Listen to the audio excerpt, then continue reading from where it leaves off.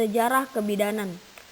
Sejarah perkembangan pelayanan dan pendidikan kebidanan setiap waktu mengalami perkembangan, baik suatu kemajuan atau justru suatu kemunduran.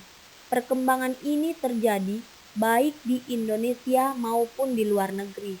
Setiap perkembangan memiliki alasan tersendiri mengapa mengalami kemajuan dan juga kemunduran.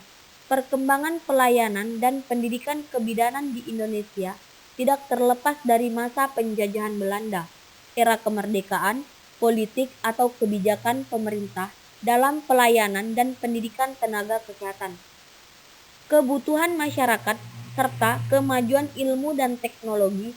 Perkembangan kebidanan bertujuan untuk meningkatkan kesehatan ibu dan anak.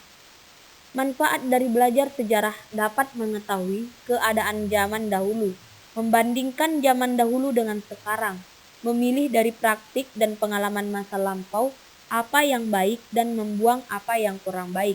Kemudian, mengetahui perkembangan praktik kebidanan hingga didapatkan kondisi yang sekarang. Sejarah kebidanan dimulai sejak awal kehidupan atau awal peradaban manusia. Zaman dahulu, persalinan dan wanita menstruasi dianggap kotor dan menjijikkan, sehingga cara-cara persalinan terkesan tidak manusiawi. Tidak ada yang mencatat kapan dimulainya persalinan dilakukan oleh bidan. Kelahiran anak dikaitkan dengan ibu pertiwi, tempat anak dilahirkan, dan misteri wanita yang hanya dipahami oleh wanita sendiri. Dalam sejarah, wanita dalam proses melahirkan dapat dilakukan sendiri atau dibantu suami mereka. Ketika manusia tidak lagi berpindah-pindah dan membentuk kelompok atau masyarakat, para ibu melahirkan saat dijaga atau ditolong seseorang wanita sebagai kinswoman yang dianggap mampu, yaitu seorang wanita setengah baya telah menikah dan melahirkan. Melalui percobaan dan tukar pengetahuan, dia mengembangkan keahliannya yang disebut dukun bayi. Terdapat catatan yang menunjukkan tindakan yang dilakukan bidan terdapat pada patung Mochica 500 sebelum Masehi, lukisan papiri dan tom, dan dalam Old Testament Chamberlain 1981 catatan tentang bidan Yahudi, Sirpah dan Puah. A. Arti kebidanan. Zaman dahulu, kelahiran manusia diartikan sebagai hukum keajaiban alam yang terbesar. Arti kelahiran mengalami kemajuan. Kelahiran manusia diartikan hukum alam bagi dua makhluk yang berlainan jenis, sebagai akibat hawa nafsunya.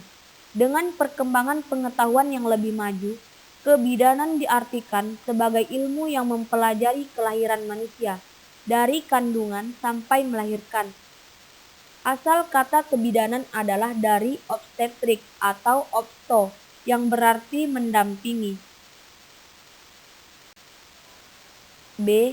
Sejarah pelayanan kebidanan di Indonesia. 1. Kehamilan. Semua wanita hamil diadakan pemeriksaan kehamilan yang dilakukan oleh dukun bayi. Dukun tersebut bisa menetapkan wanita itu hamil atau tidak, letak anak, kapan bayi akan lahir, mengetahui letak yang salah tetapi tidak bisa memperbaikinya, memberikan nasihat bagaimana ibu hamil harus hidup, seperti pertama melakukan pantangan, di mana pantangan makan tertentu, pantangan terhadap pakaian, pantangan terhadap jangan pergi malam, dan pantangan jangan duduk di depan pintu. Kemudian ada kenduri. Kenduri pertama kali dilakukan pada waktu hamil 3 bulan sebagai tanda wanita itu hamil. Kenduri kedua dilakukan pada waktu umur kehamilan 7 bulan atau mitoni. 2. Persalinan. Biasanya persalinan dilakukan dengan duduk di lantai di atas tikar. Dukun yang menolong menunggu sampai persalinan selesai. Ibu dikerumuni orang tua yang lebih tua, keluarga atau tetangga. Di dekatnya ada tempat berisi air yang sebentar-sebentar diisi uang logam yang nantinya diperuntukkan untuk dukun. Ibu tersebut Tidak boleh makan dan minum sampai selesai. Semua benda yang tertutup harus dibuka. Cara bekerja dukun dengan mengurut-ngurut perut ibu, menekannya, serta menarik anak apabila anak telah kelihatan. Selama menolong, dukun banyak membaca mantra-mantra. Pemeriksaan dalam kadang dilakukan untuk mengetahui turunnya anak. Setelah anak lahir, anak diciprati dengan air atau dikejutkan dengan memukul suatu benda atau keributan agar menangis. Tali pusat dipotong setelah bayi lahir dengan sembilu atau bambu, kemudian tali pusatnya diberi ramuan kunyit. Abu tempurung dibungkus daun sirih sebagai desinfektan. Plasenta diberi ramuan, ditanam dengan upacara, selama 7 hari diberi lampu agar plasenta pada malam hari tidak susah mencari jalan untuk menjaga bayi. Bayi dipakaikan gurita, badan diulas dengan ramuan, bayi dibedong. Minuman yang pertama air kelapa muda atau madu. Sudah diberi makanan pisang dan nasi yang dihaluskan, kemudian disusui. Bayi tidak dimandikan sampai tali pusat lepas. Ketiga, nifas. Setelah bersalin, ibu dimandikan oleh dukun selanjutnya.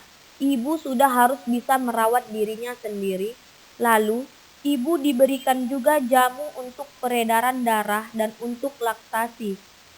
Cara ibu tidur setengah duduk agar darah kotor lekas keluar. Ibu masa nifas tidak boleh minum banyak.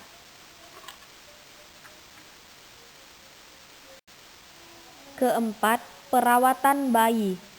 Bayi diurut baru dimandikan oleh dukun selama 40 hari.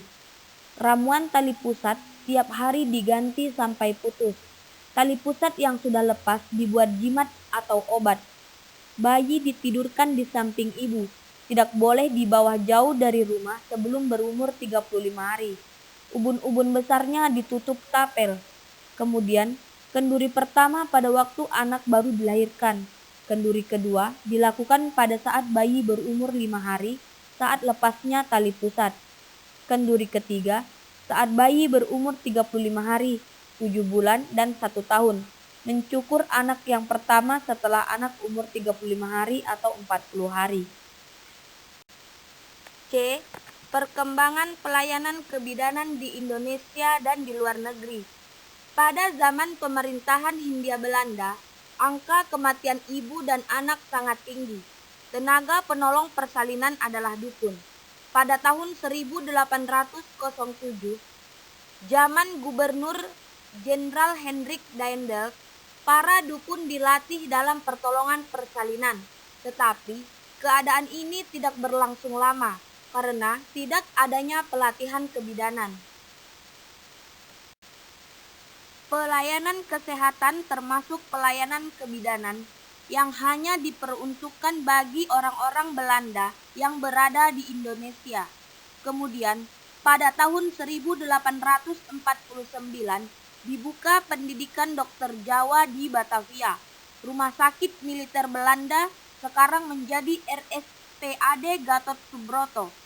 Seiring dengan dibukanya pendidikan dokter tersebut, pada tahun 1851 dibuka pendidikan bagi bidan wanita pribumi dan Batavia oleh seorang dokter militer, Dr. W. Bosch. Lulusan kemudian bekerja di rumah sakit juga di masyarakat. Mulai saat itu, pelayanan kesehatan ibu dan anak dilakukan oleh dukun dan bidan.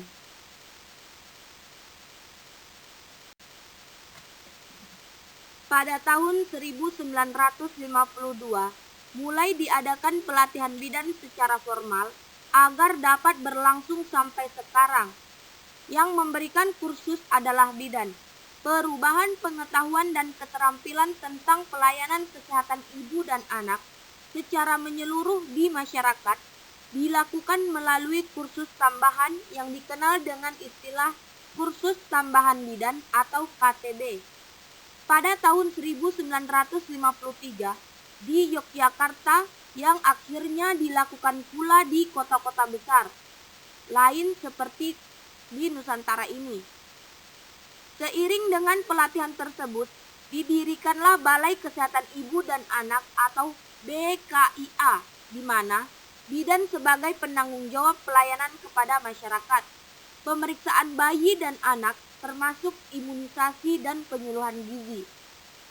Sedangkan di luar BKIA, bidan memberikan pertolongan persalinan di rumah keluarga dan pergi melakukan kunjungan rumah sebagai upaya tindak lanjut dari pasca persalinan. Dari BKIA inilah yang akhirnya menjadi satu pelayanan terintegrasi kepada masyarakat yang dinamakan Pusat Kesehatan Masyarakat atau Puskesmas pada tahun 1957.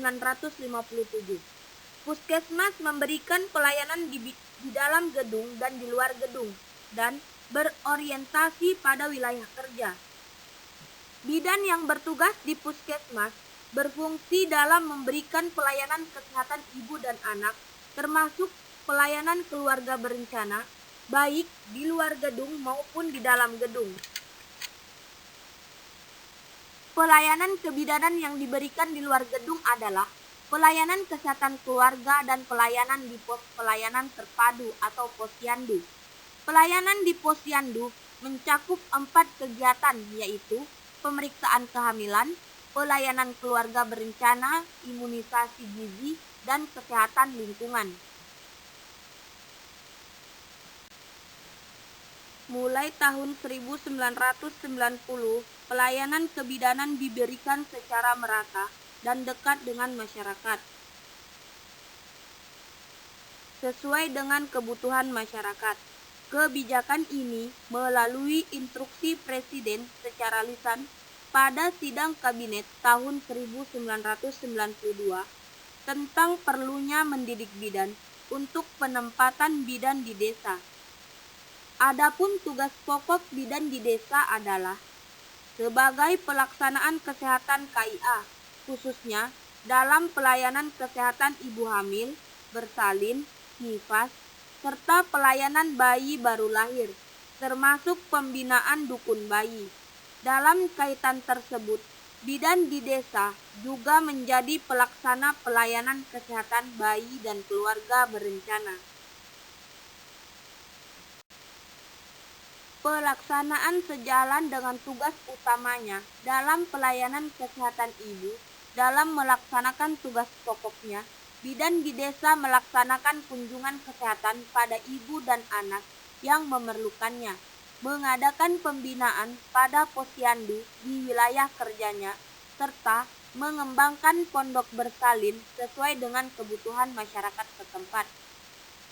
Titik tolak dari Konferensi Kependudukan di Kairo pada tahun 1994 yang menekankan pada reproductive health atau kesehatan reproduksi, memperluas area garapan bidan. Area tersebut meliputi 1. Safe motherhood, termasuk bayi baru lahir dan perawatan abortus. 2. Family planning. 3. Penyakit menular seksual termasuk infeksi saluran alat reproduksi. 4.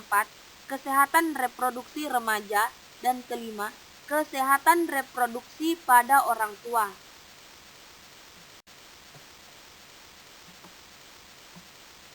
Bidan dalam melaksanakan peran, fungsi, dan tugasnya didasarkan pada kemampuan dan kewenangan yang diberikan. Kewenangan tersebut diatur melalui Peraturan Menteri Kesehatan atau Permenkes